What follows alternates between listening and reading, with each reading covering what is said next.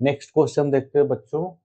On the top face of the wooden cube of 6 centimetre, hemispherical depression of radius 0.35 centimeter are to be found by taking out the wood. The maximum number of depressions that can be found is, इसमें क्या कहता है कि एक square shape का wooden cube है, उसमें से हमको इस तरह से वुडन क्यूब बना हुआ है, ऐसे बना सकते हैं वुडन क्यूब, जिसका हर साइड, इसको और अच्छा से बनाते हैं, थोड़ा और अच्छा से वुडन क्यूब बनाते हैं।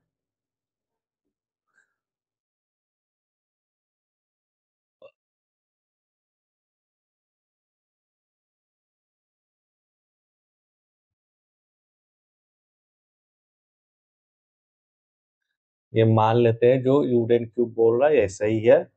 इसका हर एक साइड क्या है, 7 सेंटीमीटर है ना, ये भी 7 सेंटीमीटर है क्योंकि क्यूब है ये। और इस पर कहता है कि 0.35 रेडियस का एक स्कूप लेकर के उससे निकाल करके हेमिस्फेरिकल शेप बनाता है, इस तरह का गड्ढा गड्ढा कर रहा है, ठीक है ना। तो इस तरह का इसका इसका 0.35 है तो पूरा हो जाएगा 0.7 हो जाएगा, ठीक है। तो यहाँ पूरा शेप, इसका तो रेडियस बता रहा है तो पूरा शेप यहाँ से यहाँ कितना छेकेगा, तो 0.7 छेकेगा। देखिए एक साइड पर कितना आ जाएगा, तो 0.7 यानी कि 10 आएगा, तो एक साइड में 10 आएगा, इधर भी 10 आएगा, तो टोटल कितना हो जाएगा, टोटल हेमिस्फेरिकल, हेमी यानी अर्धगोला, हेमिस्फेरिकल मतलब होता है अर्धगोला, हेमिस्फेरिकल डिप्रेशन यानी गड्ढा, डिप्रेशन कितना बनेगा, तो एक साइड 10 बनेगा, इसी तरह इधर भी बनेगा, है ना, इस तरह से इधर भी बनते जाएगा, 10 बनेगा। तो ऐसे 10 इंटू 10 कर देंगे तो कितना हो जाएगा, 10 इंटू 10 यानी 100 टोटल हेमिस्फेरिकल डिप्रेशन बनेगा एक ट्यूब के ऊपर एक साइड में, है ना। तो यहाँ पर आंसर हो जाएगा 100। समझ गए होंगे बच्चे लोग, अगर थोड़ा सा दिक्कत होगा तो फिर से कमेंट कीजिएगा यहाँ पर कि समझ में आया कि नहीं आया, क्योंकि इसमें फिगर से हम समझाने की कोशिश किए हैं इसमें कि एक साइड्स का क्यूब, अगर हम एक साइड्स का ये ऊपर वाला भाग ले लेते हैं, ये भी 7 मान लेते हैं, ये भी 7 मान लेते हैं, तो इस तरह से हेमिस्फेरिकल डिप्रेशन बनता है, इधर से भी ऐसे ऐसे इधर भी 10 बनेगा, तो 10 इंटू 10 कितना हो जाएगा, थोड़ा और बड़ा कर देते हैं इसको, मान लेते हैं ये है, तो इधर भी 10 इंटू 10 इस तरह से बनते जाएगा, तो 100 गो ऐसा ऐसा बनेगा, 100 शेप बनेगा, 100 डिप्रेशन बनेगा, और यानी कि 0.35 का रेडियस लेकर के इस तरह से 100 इस तरह से ऊपर ऐसे शेप नजर आएगा होल की तरह, ऐसे ऐसे करके स्कूप की तरह, जिसका 0.7 रहेगा, इस तरह से गोल गोल गड्ढा रहेगा, जिसका अंदर का भाग केवल 0.35 रहेगा गहराई, लेकिन इसका मुंह का पूरा शेप में 0.7 आ जाएगा। तो इधर भी 0.7 साइज का खींचेगा, इधर भी 0.7 यानी टोटल 100 शेप बनेगा। आइए बच्चों लोग, क्लास 10 के लिए हम कुछ क्वेश्चन कराते हैं। एक क्वेश्चन लिया कि इफ x बराबर A B Q and y बराबर ए क्यू बी और A B are prime numbers, A और बी क्या है, प्राइम नंबर्स है, तो HCF माइनस LCM क्या होगा। तो इसको देखते हैं कि दो एक्सप्रेशन दिया हुआ है x का, एक दिया x बराबर ए बी क्यू और y बराबर ए क्यू बी। तो इसका इस दोनों का एक्स वाई का एलसीएम एचसीएफ दोनों निकालना है, तो कैसे निकलेगा, ये क्योंकि ए और बी क्या है, A and B are prime numbers है,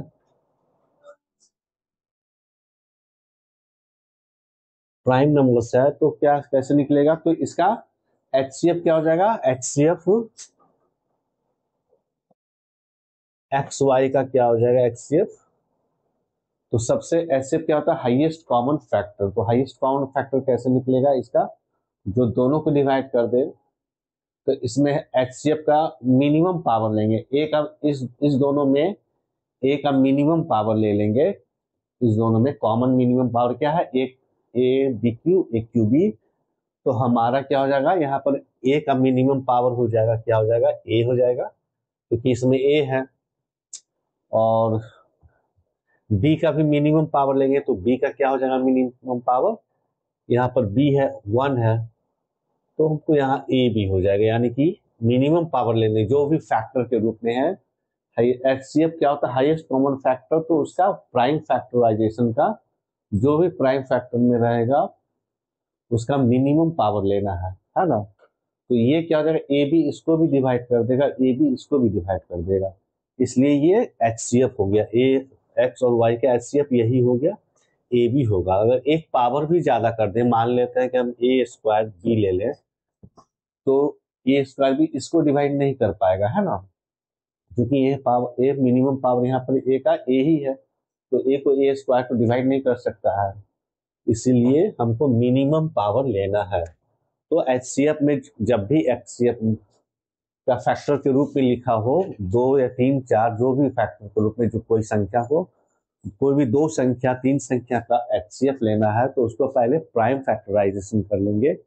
और प्राइम फैक्टराइजेशन में क्या करेंगे, जो मिनिमम पावर रहेगा तो मिनिमम पावर लेंगे सबका। तो मिनिमम पावर इसका यहाँ पर ए बी का दोनों में कॉमन मिनिमम पावर क्या है, ए है, और बी का भी मिनिमम पावर बी है। तो ए बी ही एक ऐसा फैक्टर है जो दोनों को डिवाइड कर देगा, है ना। तो ये तो HCF हो गया। एलसीएम क्या हो जाएगा,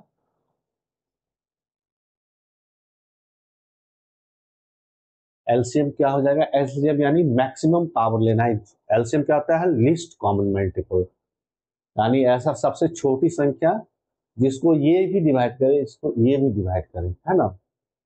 तो इसमें मैक्सिमम पावर लिया जाता है, यानी कि ए बी का मैक्सिमम पावर, ए का क्या है, ए क्यू है, और बी का पावर बी क्यू है। तो सबसे छोटा संख्या यही है, तो ये भी डिवाइड करेगा, ये भी डिवाइड करेगा इसको, और ये भी, ये भी फैक्टर इसका होगा, ये भी फैक्टर इसका, यानी ये भी डिवाइड करेगा, ये भी डिवाइड करेगा, है ना। इससे कोई भी छोटी संख्या अब है ही नहीं, इससे कोई छोटी संख्या नहीं बनेगा जिसको ये भी डिवाइड करे और ये भी डिवाइड करे। इसलिए इसमें एलसीएम में मैक्सिमम पावर लेते हैं और एचसीएफ में मिनिमम पावर लेते हैं। तो ये हमेशा याद रखना कि हाईएस्ट में मिनिमम पावर और लोएस्ट कॉमन मल्टीपल में मैक्सिमम पावर। तब ये जो गिवन एक्सप्रेशन का वैल्यू क्या हो जाएगा, HCF पहले लेना है तो HCF यहाँ कर दिए, और एक क्यू बी क्यू ले लिए, इसको कॉमन भी कर सकते हैं ए बी, तो 1 माइनस ए स्क्वायर अब बी स्क्वायर हो जाएगा, है ना। तो इसको और भी लिख सकते हैं, A B into 1 minus A B into 1 plus A B भी लिख सकते हैं इसको।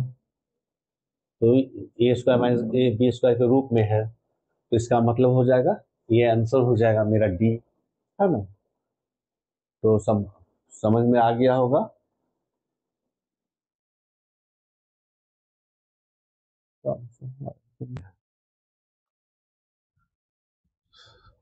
एक और क्वेश्चन देखते हैं, 1 प्लस रूट 3 का whole square minus 1 minus root 3 का होल स्क्वायर, ये कैसा होगा। ये पॉजिटिव रेशनल नंबर है, ये निगेटिव इंटीजर है, ये पॉजिटिव रेशनल नंबर है, या एक निगेटिव इरेशनल नंबर है। तो इस चारों में से ऑप्शन चुनना है। तो सबसे पहले एक्सप्रेशन क्या दिया, मेरा नंबर क्या दिया हुआ है, 1 प्लस रूट 3 का whole square minus 1 minus root 3 का होल स्क्वायर। तो क्या हो जाएगा, इसको करेंगे तो हो जाएगा ए स्क्वायर प्लस बी स्क्वायर करने 3 प्लस 2 रूट 3 हो जाएगा इसका। अब माइनस यहाँ पर क्या हो जाएगा, वो ए स्क्वायर प्लस 3 माइनस 2 रूट 3 हो जाएगा, जिसको ऐसे लिख देंगे ए प्लस बी पर होल स्क्वायर, इसको तोड़ दिए माइनस बी पर होल स्क्वायर। तो यहाँ पर ये क्या हो जाएगा 4 प्लस 2√3, यहाँ माइनस, यहाँ हो जाएगा 134 माइनस 2√3, है ना। अब इसको करेंगे 4 प्लस 2√3 माइनस 4 प्लस 2√3, ये 4 खत्म हो जाएगा, तो 2√3 कितना हो जाएगा 4√3 हो जाएगा। तो 4√3 क्या कैसा संख्या हो जाएगा मेरा 4√3 इरेशनल नंबर इसलिए हो जाएगा कि पॉजिटिव इरेशनल नंबर हो जाएगा, है ना। तो इसका आंसर हो जाएगा एक पॉजिटिव इरेशनल नंबर, चूंकि √3 इरेशनल नंबर है, तो इरेशनल नंबर से कोई भी इरेशनल नंबर मल्टीप्लाई होगा तो इरेशनल नंबर ही देगा, इसलिए ये आंसर हो जाएगा। आंसर क्या हो जाएगा मेरा सी हो जाएगा। ठीक है बच्चों।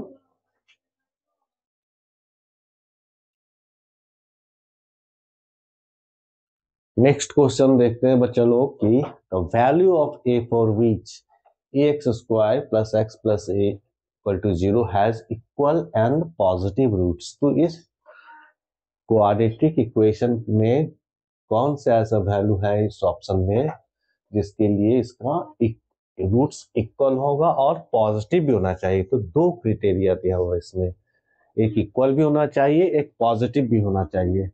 तो सबसे पहले हम इक्वल में जाते हैं। इक्वल में क्या होता है डिस्क्रिमिनांट 0 हो जाता है, डिस्क्रिमिनांट यानी कि b² minus 4ac equal to 0 होना चाहिए। तो यहाँ पर b² क्या है इसका कोफिशिएंट है, तो 1² माइनस 4 इंटू ए के बदला ए ही रखेंगे और c के बदला भी ए रखेंगे, बराबर 0 होना चाहिए, है ना।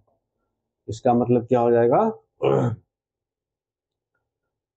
-4a² इक्वल टू इधर हो जाएगा -1, या इसको लिख सकते हैं a² बराबर 1/4।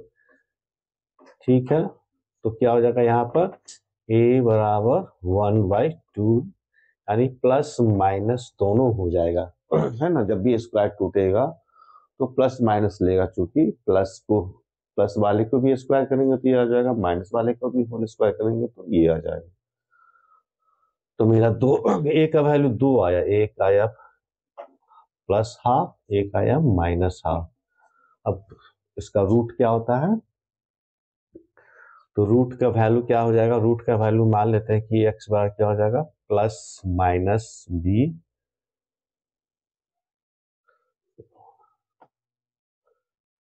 नहीं, ये हो जाएगा -b प्लस माइनस √d बटा 2a, ये होता है -b प्लस माइनस d बटा 2a होता है। तो यहाँ तो d तो 0 है, इसलिए x बराबर -b बटा 2a हो जाएगा।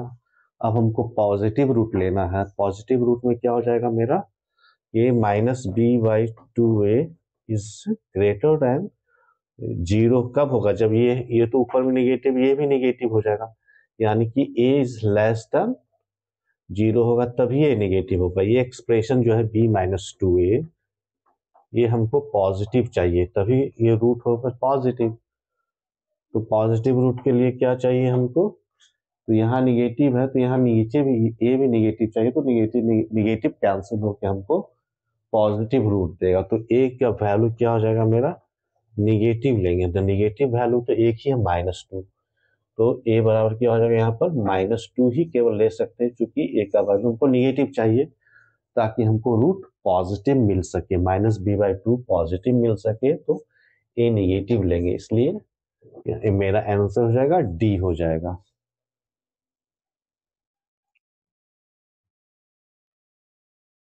नेक्स्ट क्वेश्चन देखते हैं, इसमें क्या बोल रहा है। क्वेश्चन है ट्राइंगल ABC, एक ट्राइंगल क्या है ABC है और दूसरा ट्राइंगल क्या है triangle PQR are shown in the adjoining figure. दिखाया गया है इस फिगर में जो इसके साथ है, क्वेश्चन के साथ the measure of angle C, तो एंगल C का वैल्यू निकालना है। तो ABC और PQR जो दिया गया उसके बारे में पहले देखते हैं। तो AB का वैल्यू 3.8, AC का वैल्यू 3√3, BC का वैल्यू 6 सेंटीमीटर। इसी तरह PQ का वैल्यू कितना दिया है, PQR में 6√3, ये QR 7.6 और PQ 12 सेंटीमीटर। तो क्या देखते हैं कि AB के सेम रेशियो में कौन सा साइड्स है, 3.8 का डबल है ये। तो यहाँ पर क्या रहता है, इन ट्रायंगल, इसमें लिखेंगे in triangle ABC and triangle PQR। दो ट्रायंगल है PQR में, क्या देखते हैं, AB के सेम रेशियो में कौन है, ये है, तो हो जाएगा QR। AB बटा QR बराबर हो जाएगा AB के बाद BC बैठा देते हैं, BC के रेशियो में PQ है, BC 6 सेंटीमीटर है, PQ 12 सेंटीमीटर, डबल इसका दे दिया है। तो BC बटा PQ और क्या दे देंगे, और फिर BC के बाद CA लिख सकते हैं।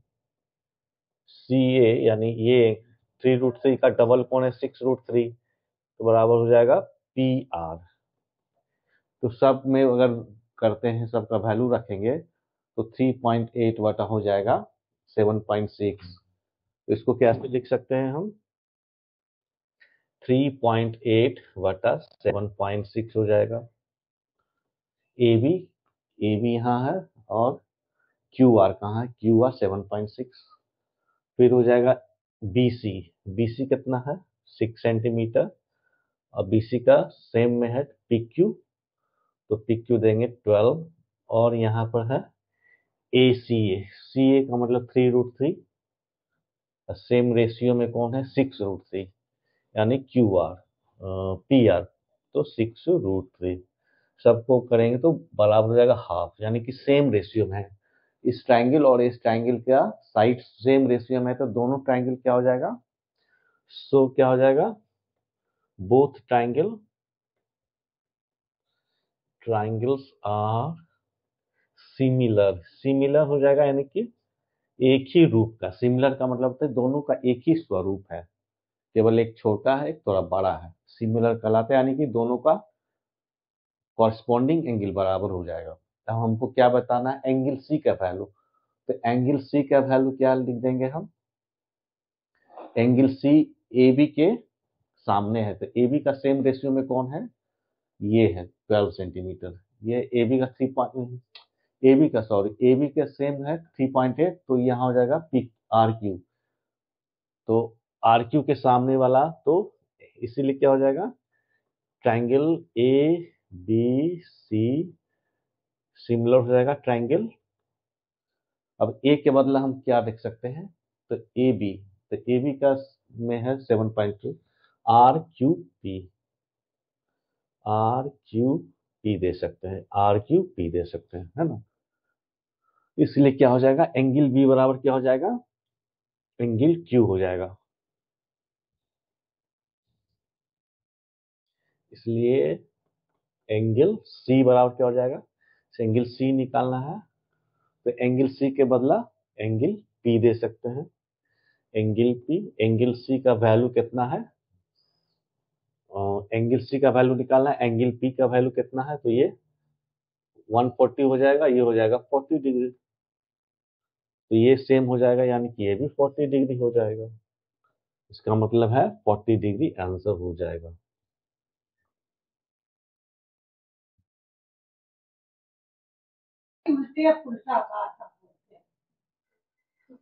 नेक्स्ट क्वेश्चन देखते हैं, tan 2a equal to 3 tan है, तो is true the measure of angle A. अगर ये ट्रू है तो एंगल ए का वैल्यू कितना होगा, तो ये निकाल सकते हैं हम। तो ऐसे भी निकाल सकते हैं इसको, हर एक एंगल को वैल्यू रखेंगे। तो हम इसको अगर 30 डिग्री रखते हैं, तो tan 2 इंटू 30 हो जाएगा tan 60 का वैल्यू कितना होता है, √3 होता है। यहाँ पर क्या हो जाएगा, 3 tan a बराबर क्या हो जाएगा, 3 इंटू tan 30 डिग्री। तो 30 डिग्री का वैल्यू क्या होता है? 3 × 1/√3। तो √3 कट जाएगा, यानी √3। तो ये भी √3, ये भी √3, यानी कि ये वैल्यू सही हो जाएगा, है ना। तो इससे बना सकते हैं, या फिर आप ऐसे भी यूज कर सकते हैं। tan 2a बराबर क्या होता है? 2 tan a बटा 1 माइनस 10 स्क्वायर a बराबर 3 tan a। इसका यूज करके भी बना सकते हैं हम, ठीक है। tan a कट जाएगा तो क्या हो जाएगा? 2 बराबर 3 माइनस 3 tan स्क्वायर a, या हम 3 tan स्क्वायर a बराबर क्या हो जाएगा? 1 हो जाएगा। दैट इम्प्लाइज tan a बराबर 1/√3 हो जाएगा। और tan a का 1/√3 किस में होता है? a बराबर हो जाएगा 30 डिग्री। तो ऐसे भी बना सकते हैं, या वैल्यू पुट करके भी बना सकते हैं, दोनों विधि से। 2 tan a बराबर 2 tan 2a बराबर 2 tan a/1 - 10 square a equal to 3 tan a। तो इसका यूज करके भी बना सकते हैं, या उसका यूज करके बना सकते हैं वैल्यू करके।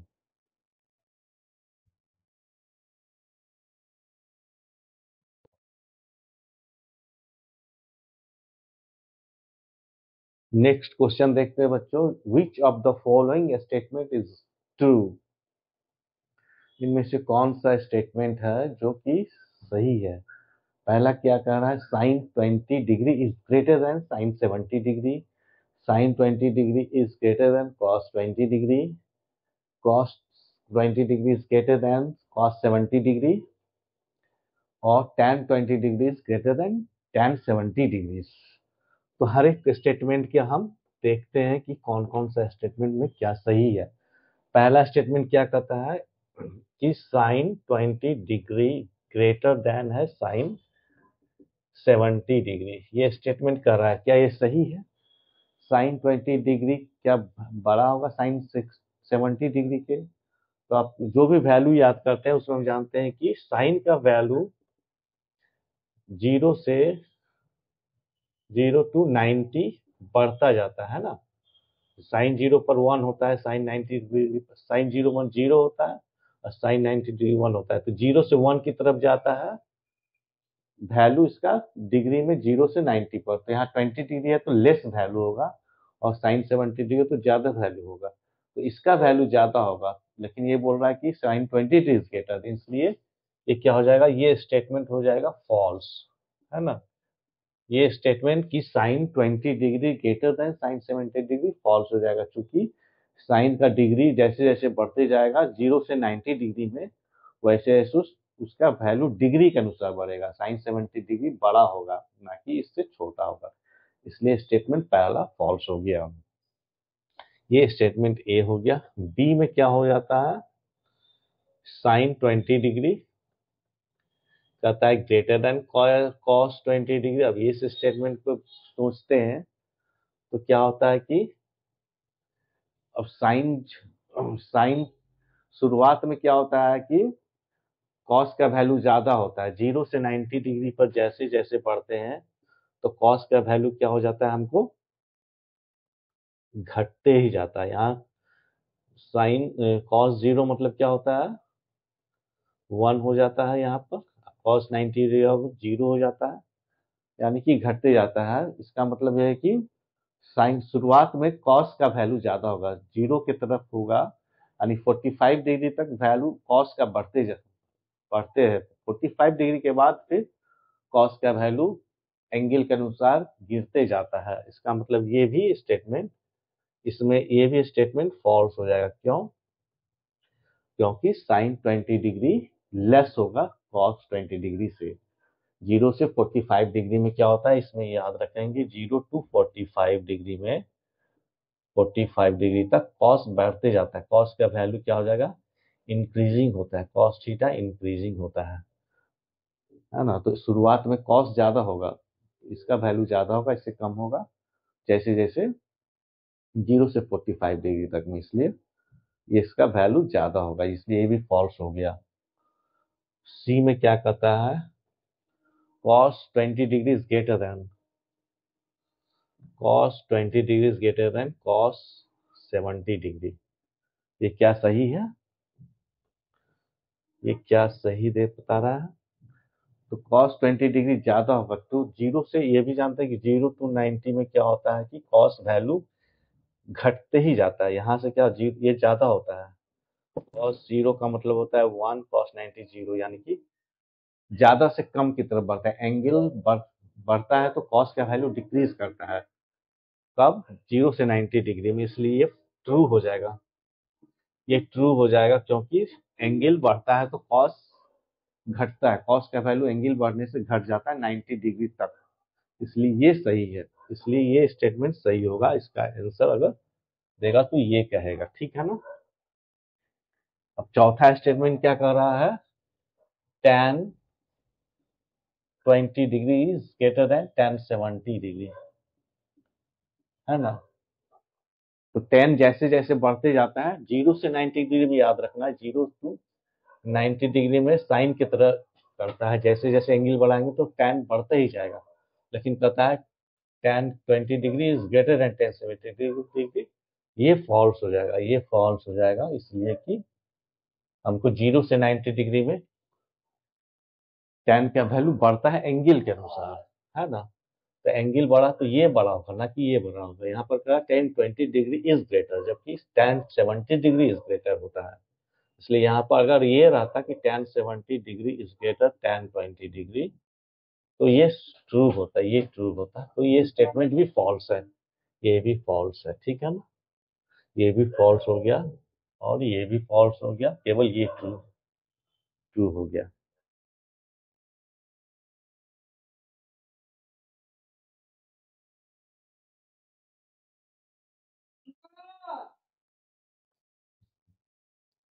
नेक्स्ट क्वेश्चन देखते हैं बच्चों। इसमें क्या करा है, 30 मीटर, यहाँ पर मीटर लिखना मिस कर गया था। 30 metre long rope is tightly stretched and tied from the top of pole to the ground. If the rope makes 60 degree with the ground, the height of the pole। इसमें क्या कर रहा है कि एक रोप 30 मीटर लंबा, एक रोप जो है पोल से बंधा हुआ है और ग्राउंड से टच करते हुए टाइटली बंधा हुआ है। तो मान लेते हैं ये एक पोल है, यहाँ पर इस तरह से है। ये क्या है, ए बी सी, ये मान लेते हैं ये पोल है, ठीक है ना, ये पोल है। ये 30 मीटर रोप है जो बंधा हुआ है किससे, एक पोल से, और एक ग्राउंड से ये 60 डिग्री बना रहा है। तो हाइट ऑफ द पोल निकालना है, बस इतना ही कर रहा है क्वेश्चन में कि 30 मीटर लॉन्ग रोप है जो कि टॉप ऑफ द पोल से बना हुआ है और ग्राउंड से 60 डिग्री बनाते हुए टच कर रहा है। तो इसका हाइट निकालना है पोल का। तो इसमें दिया हुआ है, ये साइड्स दिया हुआ है, ये साइड्स एच मान लेते हैं। तो इसमें क्या रिलेशन है, तो साइन का रिलेशन है। साइन थीटा बराबर क्या होता है, पी बाई एच होता है। यहाँ पर जो एच पी ए है और एच ये हाइपोटेनस, तो पी का वैल्यू यहाँ पर 30 मीटर है और एच का वैल्यू, सॉरी, पी का वैल्यू क्या है यहाँ पर, ये एच मीटर है और एच का वैल्यू 30 मीटर है। तो निकल गया था यहाँ थीटा का वैल्यू 60 डिग्री, तो साइन 60 बराबर हो जाएगा एच बटा 30। यही रिलेशन से निकल गया। अब क्या हो जाएगा, साइन 60 का वैल्यू √3/2 होता है बराबर एच बटा 30। तो एच का वैल्यू क्या हो जाएगा, 30 इंटू √3/2 यानी 15√3। तो पोल का हाइट आसानी से 15√3 मीटर, तो यह आंसर होगा।